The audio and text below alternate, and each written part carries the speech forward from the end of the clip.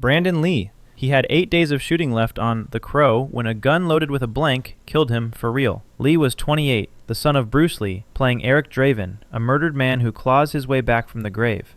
They were filming in Wilmington, North Carolina in 1993. Earlier in the shoot, the crew had improvised dummy rounds from real cartridges, pulling out the powder so they couldn't fire. But one bullet tip came loose and lodged deep inside the barrel, and nobody caught it. Weeks later, that same gun was loaded with blanks for a scene where Draven gets shot. When the actor Michael Massey pulled the trigger, the blank went off with enough force to fire that stuck fragment like a live round. It struck Lee near the abdomen and severed an artery by his spine, and he bled out on the operating table after roughly 6 hours of surgery. And the movie still wasn't finished, so the production completed it around him. His close friend and stunt double, Chad Stahelski, the man you now know as the director of John Wick, stood in for the missing scenes, along with stunt performer Jeff Cadiente. They staged those shots in long lens, in shadow, in pouring rain, anything to keep the double's face hidden. And for a handful of shots, they tried something brand new for the time, using early digital compositing to graft Lee's real face onto the doubles. The Crow reached theaters in 1994, dedicated to Brandon and his fiancée Eliza.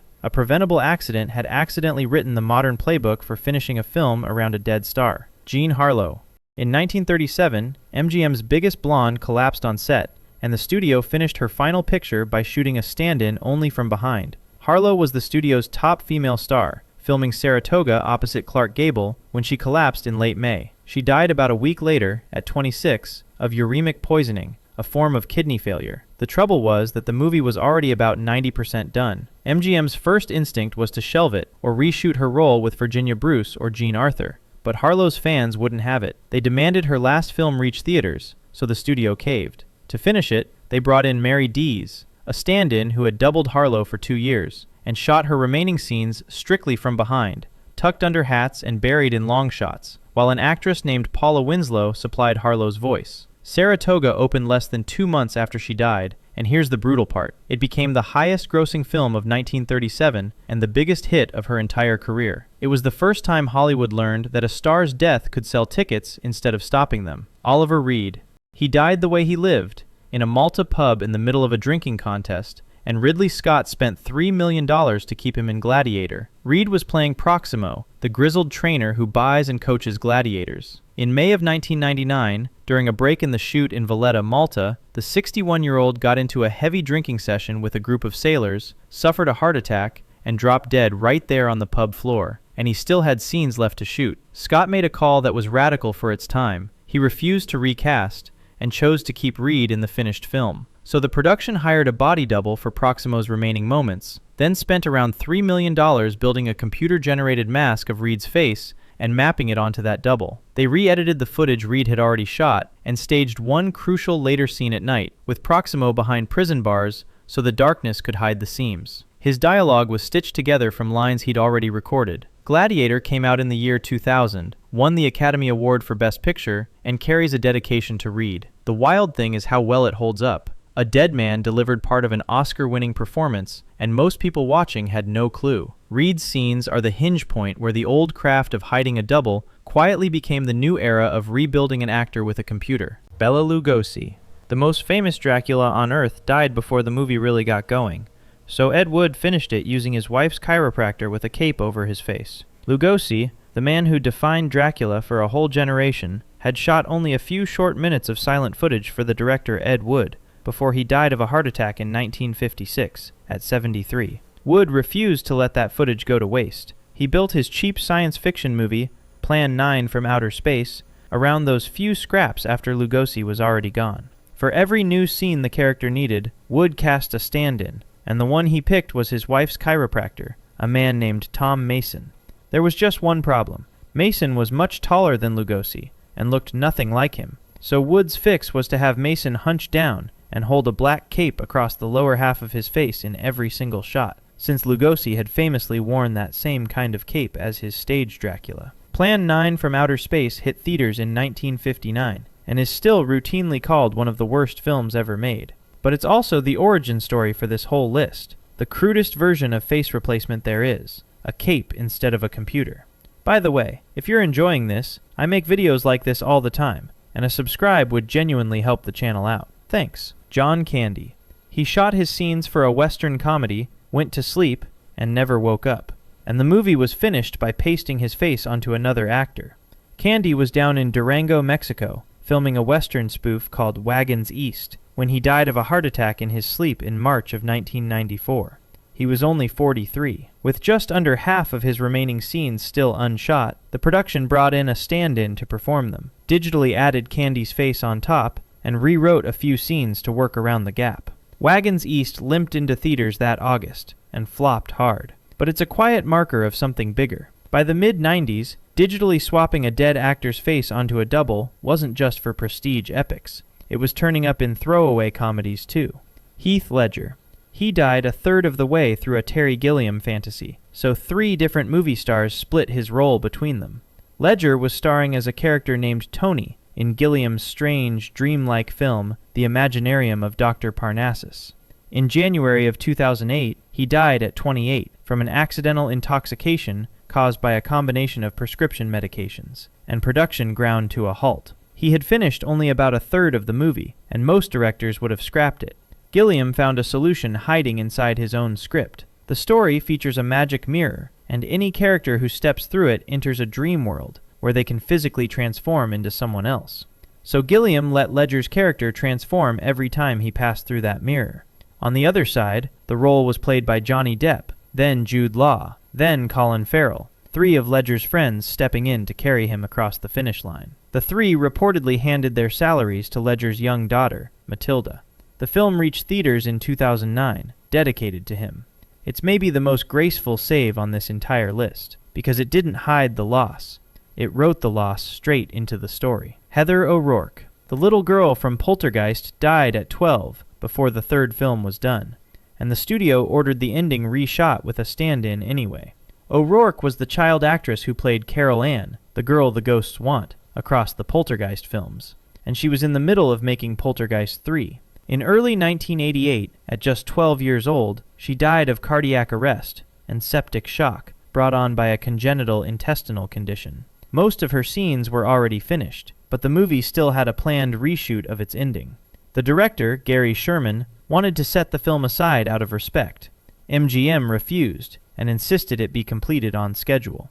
So the reshoots went ahead that spring, using a body double for Carol Ann, and Poltergeist 3 opened that June, a hard, plain example of a studio finishing a film around the death of a child, because the release calendar would not wait. Bruce Lee. He died with a martial arts epic only half shot, and 5 years later a studio finished it with doubles, a cardboard cutout, and footage of his actual funeral. Lee had filmed around 100 minutes of a project called Game of Death back in 1972, before he paused it to go make Enter the Dragon. Then, in 1973, he died suddenly at 32 from cerebral edema, a swelling of the brain. His footage sat untouched for years.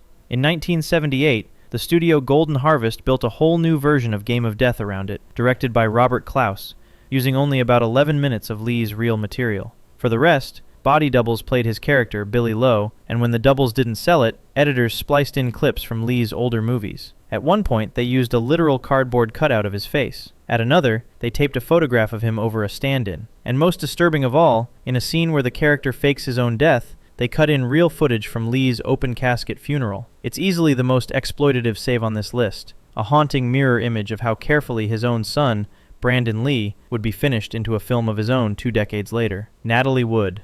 She drowned 2 weeks before her last film wrapped, and the studio quietly rewrote the movie to cover the hole she left. Wood was starring in a science fiction film called Brainstorm, opposite Christopher Walken, when she drowned near Catalina Island during a boating trip in November of 1981. She was 43. Her death was ruled an accidental drowning at the time, though the case was reopened decades later and the cause changed to undetermined. She died with about 2 weeks of filming still to go. The struggling studio, MGM, wanted to collect the insurance money and shut Brainstorm down for good, but the director, Douglas Trumbull, fought to finish it, rewriting her few remaining scenes and leaning on doubles to close the gaps. The film finally came out in 1983, the entry that lays bare the cold business side of all this, where a star's death reads to an insurer as a payout. Peter Sellers. 2 years after he died, a brand new Pink Panther movie starring him hit theaters, built entirely out of scenes he had been cut out of. Sellers was Inspector Clouseau, the bumbling French detective, and when he died of a heart attack in 1980 at 54, most people assumed the character died with him. The director, Blake Edwards, had other ideas. About 18 months later, in 1982, Edwards made a film called Trail of the Pink Panther, and Sellers' entire performance in it was assembled from deleted scenes and outtakes cut from the earlier Panther movies. Edwards knew that footage was sitting in the archives, since years before he had wanted a longer cut of one of the films and been forced to trim it. So he shot brand new wraparound scenes, with other actors playing characters searching for the missing Clouseau, and used them to frame the recycled footage into something resembling a plot. Sellers' widow, Lynn Frederick, was furious. She sued over the unauthorized use of his image and won a sizable judgment. The film landed as a strange, bittersweet cash-in and a legal landmark over who owns a dead performer's leftover footage. James Dean. He died in a car crash before Giant was finished, and his own friend had to dub the dead star's slurred lines. Dean had actually completed shooting his scenes as Jet Rink, the brooding oil tycoon, when he was killed in a car crash near Chalame, California, in the autumn of 1955. He was just 24. But the film was still deep in post-production, and there was a problem. In one late scene, Jet Rink is falling down drunk, and Dean had deliberately slurred his dialogue so badly you couldn't make out a word. Now that the filmmakers needed those lines clear, Dean was gone. So they brought in his friend, the actor Nick Adams, to dub the missing dialogue. Giant reached theaters in 1956, and Dean became the first performer ever nominated for an acting Oscar after his death. Tyrone Power. He dropped dead of a heart attack in the middle of a sword fight, and the studio simply erased him and started over with Yul Brynner.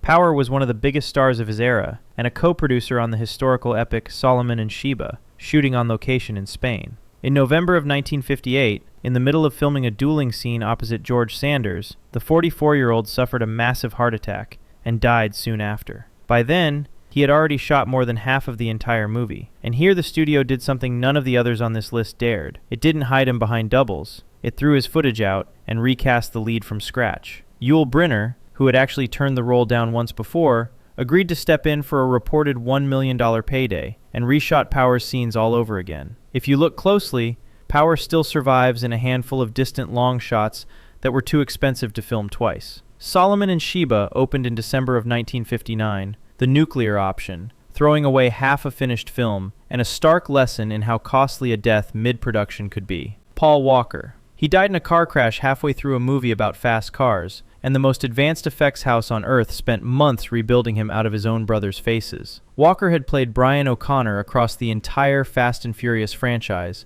and in November of 2013, he was killed as a passenger in a Porsche that crashed and burned near Santa Clarita, California. He was 40, and Furious 7 was only partway through filming. The production shut down while everyone decided what to do, and in the end, they made the choice fans would come to love. They wouldn't kill Brian off. They would finish his story and let him go peacefully. To pull it off, Walker's two younger brothers, Caleb and Cody, stepped onto the set as body and movement doubles, performing his remaining scenes in character. Then the visual effects house Weta Digital, along with other teams, digitally scanned the brothers and grafted a fully photoreal computer-generated face of Paul onto them. All told, they created roughly 350 new shots of Walker, and about 90 of those were pulled from archived footage and outtakes of the older films. Sound editors even stitched his voice together from old recordings, so the animators had real dialogue to match. The budget, already around $200 million, climbed toward $250 million, with insurers reportedly covering some $50 million of it. And when the film ends,